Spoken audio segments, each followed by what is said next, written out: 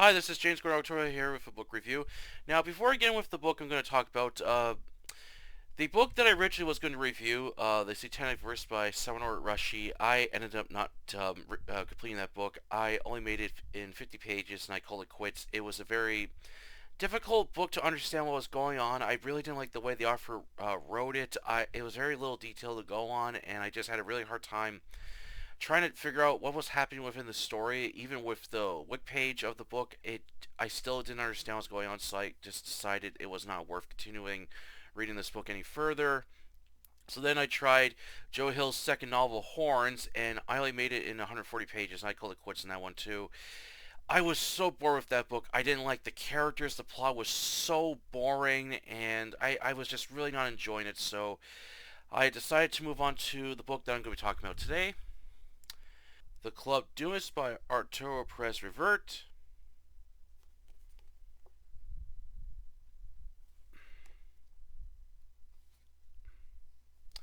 This was first published by Alfarar in 1993. Then it was translated to English and published by Random House in 1996. This vintage edition is from April 1998. This was a really good book. I really enjoyed it. This is a adventure thriller with supernatural elements added to it. I like the story. I like the characters within the story. I like the locations that it takes place in. It takes place both in Spain and Paris, and I just really like the story. As an author who loves writing and reading a lot of books, so reading a book about books that I really enjoyed. Um, the characters were very well layered and very well developed. There were some funny parts in this book too, and overall, I just really enjoyed it. I love the whole story about this mysterious occult book that this book dealer is drawn into this deadly conspiracy. While the subplot follows him trying to authenticate this draft of an unpublished book by Alexander Dumas, which is what the book is named after, the author who wrote the Three Musketeers. So overall, I just really enjoyed this book. I had a lot of fun with it, and while I enjoyed the book, however, I felt the film that's loosely based on it, The Knife Game, was a lot better, and which I'll explain after my review. But overall, this is still a good book. Like I still enjoyed it. Like the book is still a good read. And the film is while it focuses more on the nine doors and takes out the whole Club Dumas thing out of it. But I still enjoyed both book and film. So one of those rare moments I enjoyed both. All right, on to the book review. Plot: Lucas Corso, a middle-aged book dealer who has a great knowledge of literature history along with other subjects in books. Corso isn't Corso also isn't afraid to break the law when hired to obtain a book he's been paid to get, but he won't fight for anyone's side but his own. While in Madrid, Spain, attempting to authenticate a unknown draft of the Andrino wine by Alexander Dumas, he got in a private sale after its owner, Enrique Taifer, hung himself in his study. Corso is then summoned to Toledo to meet Vera Vorha, a notorious economical and wealthy collector, to look at a very rare book he owes. Before meeting with Bora, Corso visits the widow of Liana Taifer to learn more information about where her husband got the rare Dumas book. However, Lena doesn't know who sold her husband the novel and was unaware it was sold, as she refuses to sell her husband's prize collection, which she shows Corso. Want to know who bought it, Corso lies that Leponte owns it, then leaves. But while getting in a taxi, he notices a tall man in a dark Jaguar following him. When he visits Borja, he explains a very rare book he owns, of the Nine Doors of the Kingdom of Shadows, written by Arstia Torchia, who was tortured then burned at the stake by the Inquisition for dabbling in the dark arts. Despite the attempts by the Inquisition to destroy all copies of this book, only 3 copies are known to exist. The occult book is believed to be written by the devil, and there's a spell that can summon him. Borja wants Corso to compare the other 2 copies to ensure that Borja's edition isn't a fake, and will pay a lot of money and will cover the traveling expenses too. At first, Corso is unsure, so Borja hands him a check, then takes Corso to his private book collection. Borja shows Corso his copy of the Nine Doors. Corso looks it over, but isn't sure if it's real or a very well done forgery. Borja gives him another check telling him to take his copy and do whatever it takes to prove his edition is not a fake while keeping in touch with him. Returning home, Corso begins doing research on both the Nine Doors along with the Dumas draft, spending most of the night on his computer taking notes and going over historical records, but doesn't find much information. Corso then goes to Madrid to visit a book repair shop run by two brothers, Pedro and Pablo Ceniza. Corso has them look over the Nine Doors, asking them if they believe it's a fake or it's legitimate. After examining it, they believe it's an authentic as it would be too costly to forge. However, Corso isn't so sure and asks if it's missing pages or illustrations. The Ceniza brothers tell him the only way to be sure is to examine the other copies to ensure this is the real, the Nine Doors.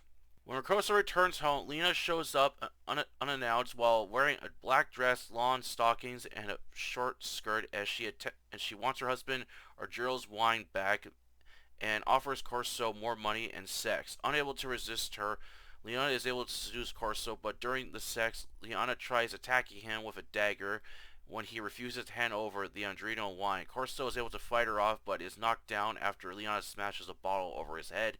Before she flees, Leona warns him that he's a dead man. Later on, Corso boards a train to Lisbon when he meets a woman who he's seen before. She's a very beautiful, striking green eyes and blonde hair. The girl introduced herself as Arlene Anler. They make small talk before returning back to their carriage cars. Arriving in Lisbon, Corso travels through the countryside till he reaches Victor Fargas, owner of the second copy of the Nine Doors. Fargas lives alone in his decaying mansion as he mostly makes money selling 2 or 3 of his rare books he owns but refuses to sell his copy of the Nine Doors. Corso shows him Borja's copy as Fargas is amazed to see it. As he's going through the book, he believes it's authentic and allows Corso to go examine his copy as he plays his violin. While going over the 2 copies of the Nine Doors, Corso notices differences with the illustrations along with the signatures. After getting what he needs, Corso leaves but is followed by the man with a scar who he believes is working for Liana. He dubs this man as Rochefort.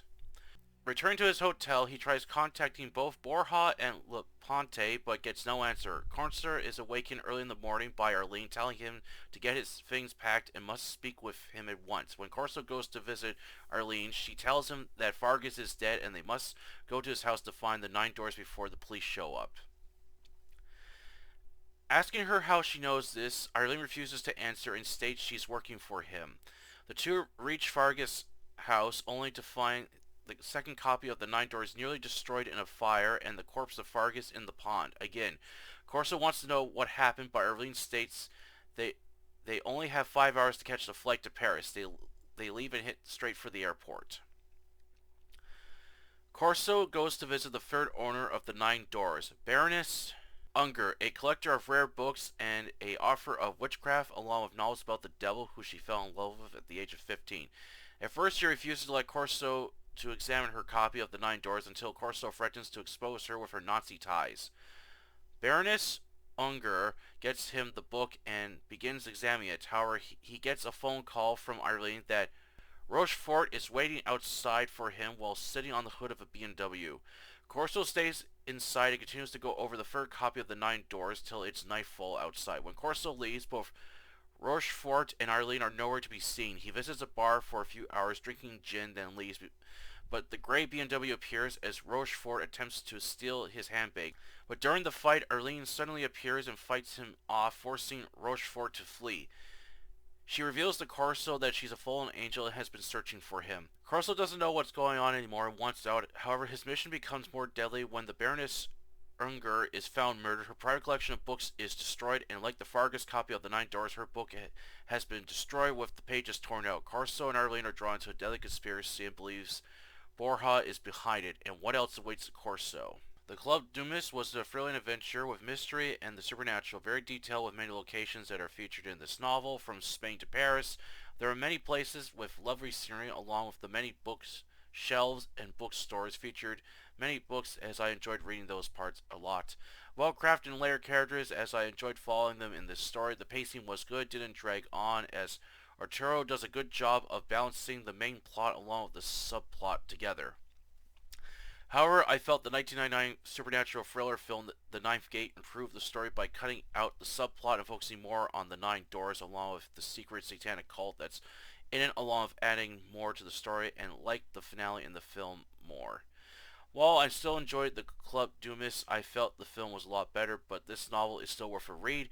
Overall, I highly recommend the Club Dumas. It's very well written that blends both adventure, supernatural, and conspiracy theory within the world of the occult fiction in our world. And if you love reading stories about old books along with their mysterious writers, then you'll enjoy this novel. And check out The Ninth Gate too. You'll like that film as well. All right, that's it for the review today. Hope you enjoyed it. Yeah, an absolute blast reading the Club Dumas. It was a lot of fun reading it. It's very well, as I said, it's very well written. The pacing is never rushed. It takes its time, and the pacing once the story gets going, it moves at a good pace. Like it's not rushed or going too fast. It's just a nice, good, steady pace, and I like that. And I like how the story it goes from the the Alexander Dumas novel, the Adrenal Line, and then it goes to the Nine Doors. Like I love how the author blends both the main plot and the subplot together. It's very well balanced. So it's like there's no scenes that I feel like one scene is dragging on. There is none of that, which is good. I really like the characters in the story a lot. I like Corso. The Eileen character was interesting. I also like the the the two twin brothers in the story. The one character that actually that was switched in the film from the book was Boris. Boris is part of the Club Dumas. There was parts where the story is told from his perspective, not Corso's perspective, and I was like, oh, this is a little weird. Is Corso telling him what happened? No, of course, that's not what happened. The Boris character is part of the Club Dumas. That's what the character's from. In the film, they changed it to the guy who's actually is the one, the owner of the Nine Doors, and I honestly didn't mind this. While it was interesting to follow the subplot of this whole book club, I felt the Nine Doors was more interesting, and I'm glad in the film they cut the whole like the club thing out and focus more on the Nine Doors. I like that a lot better, and I also like the fact the film has a bit of like supernatural horror elements in it too, and yeah, I just felt like the film just was a lot better. But the book is still worth a read too. Like I feel both the book and film are good, so there's nothing like negative I feel with either one.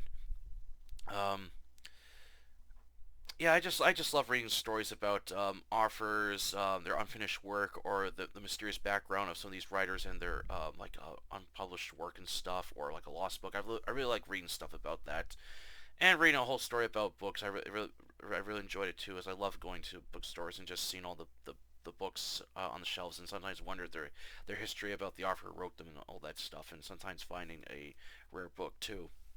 Um, after I posted my review on the Men's Venture group of the Club Dumas, a lot of people really like this book, and they said that he has a lot of other books that are really good, so I'll have to check those out. However, like many authors from Europe and stuff, a lot of their works are not published in English. Someone was there. A few members were telling me that he's written this like series, and they said it's a really good one, but it's not published in English. It's like only in Spanish, unfortunately. So it would be nice if all these authors' works can get published in English to make it easier to access this sort of thing. So the author does have some other books published in English. So I'll check those out, see if those are worth reading.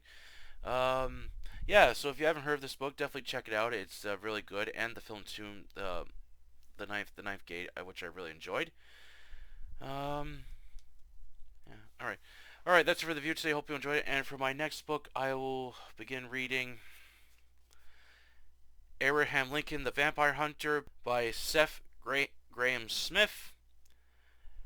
I heard this book is a lot of fun, and I'm hoping that this what I hoping that I enjoy it. I remember that when I saw the trailer for the film came out, I was not interested, but then over time I heard that the book is a lot of fun, and I've actually heard some. Well, I heard mixed reviews. Some people liked the film, some didn't, and some people said that the book's a lot better than the film. So when I read it, I'll see what I think of it. Alright, if you enjoyed this video, please like it, share it, and please don't forget to subscribe to Arturo Library, the YouTube channel, and the Facebook group of the same name. Please support your review of fiction. Until then, I'll catch you later.